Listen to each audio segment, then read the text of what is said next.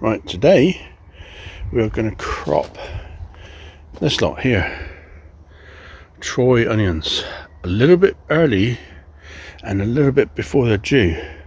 The reason I'm going to be cropping is when I took out the garlic from this area here, it was covered in white rot. So by association, this lot may be affected as well. The fact that this one and these two have already fallen over, and there's a couple there that have gone over, indicates to me that there is white rot in this bed. The worst thing I can possibly do is leave it. Right then, so here we go, let's harvest them. Now then, I'm pulling these onions out. Now what I'm looking for is resistance from the roots. If I get resistance, there's a good chance that the onion isn't badly affected by white rot. If it comes out easy peasy, then there's a very good chance that that one is infected by white rot, and it gets put in the bucket on my right hand side there. Anything I consider to be at all susceptible is going in that bucket. They're not going to be wasted, but they'll be treated differently than the main crop. So it's all about the roots. Obviously there's the white rot itself, but it's not always obvious. This is a little bit early, so I want to use the root as my guide when I'm harvesting, and don't be afraid to stop and examine them as you go. Now, I'm just going to speed this up because you don't want me to relentlessly going on through the whole crop, but as you see, good examination of the roots, leaving behind the weeds. Oh dear. Yes, there's a fair few weeds here, I'm afraid. Never mind. But yeah, so there you go. These are my no dig no tread beds. Never had any problems with white rot before. Why I've got it this year, I really don't know. There we are. It seems to be something that I'm going to have to deal with more and more in the future, and the best way is to find ways of coping, which I'll be suggesting in a short while.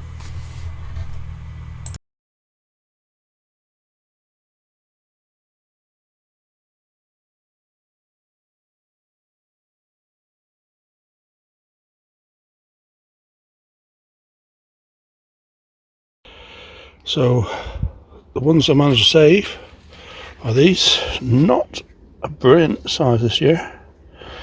I've peeled back a lot of the outer skins to try and guard against white rot being kept over winter.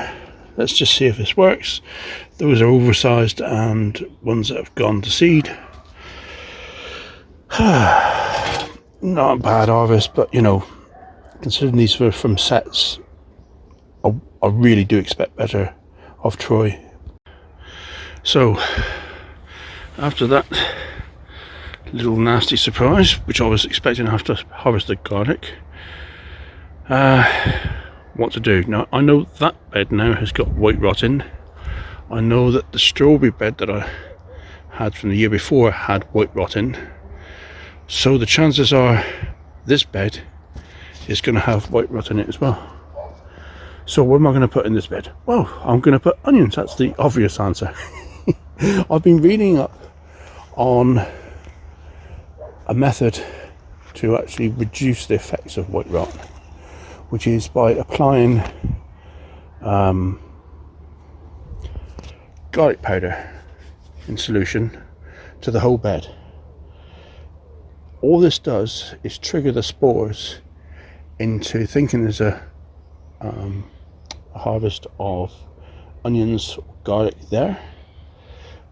They then start off, there's no crop, so they basically die off.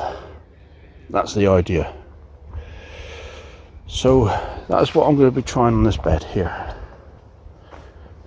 and the same will be for this bed over here. I haven't had garlic in this one here for 4 years, so those two beds are going to be my target for 2023, and I'm going to send off for the garlic powder, and I'll give them a good drenching very soon. I've got a hold of 400 grams of garlic powder. I'm adding 50 grams of garlic powder per watering can and giving the ground a thoroughly good drench. I will water this 2 or even 3 times to make sure the mixture is right down in the soil.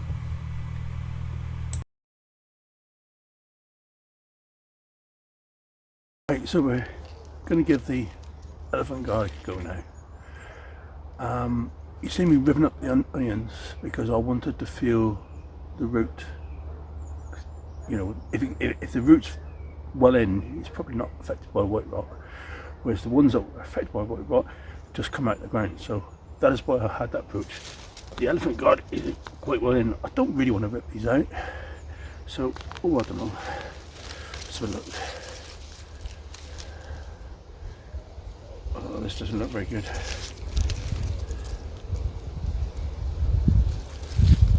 I'm not sure about that one.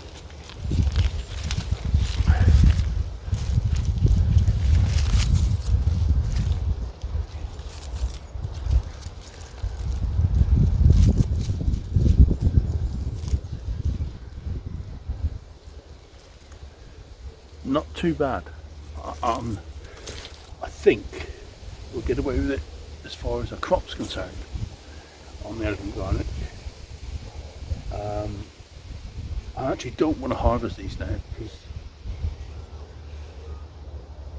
because they're left in the ground a little bit longer. Indecision. Considering these are right next to where the garlic had the white rot, this isn't as bad, anywhere near as bad.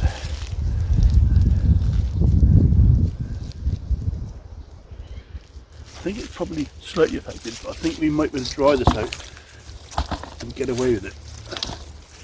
I was going to dig these out, but you know what? I think I'm just going to rip them out.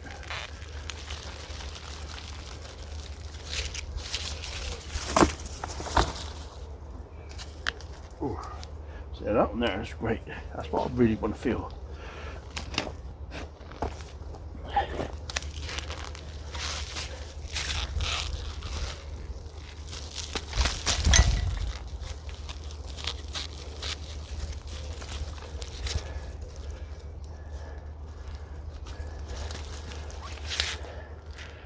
That is much better. Not very good for my no dig. Oh no.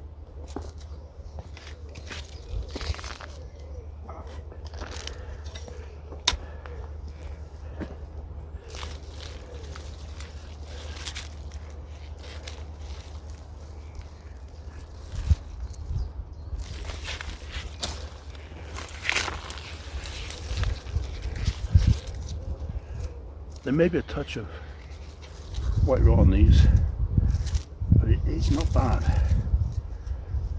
I think these will be able to be saved.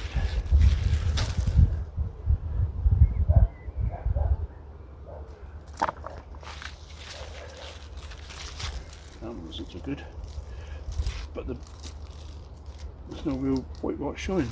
Interesting.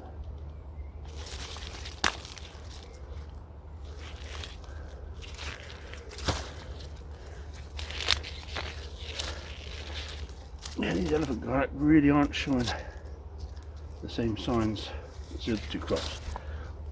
I'm going to leave the rest of these in. I'd rather they went full term. There seems to be a lot more resistance to them now. I'm going to leave this fork here. This is on my other plot, and because I've just been handling white rot, I'm not going anywhere near these today. I'm basically treating myself as diseased. Those there are Santero onions, grown from seed. Looking okay, miles off yet. Those there are called Pink Panther shallots. I'm actually very interested with those, but that That ain't very good. That looks a distinct casualty of white rot. I'll have to keep a very close eye on this. Slots will be ready soon. And there's another area of onions. Again, looking pretty good.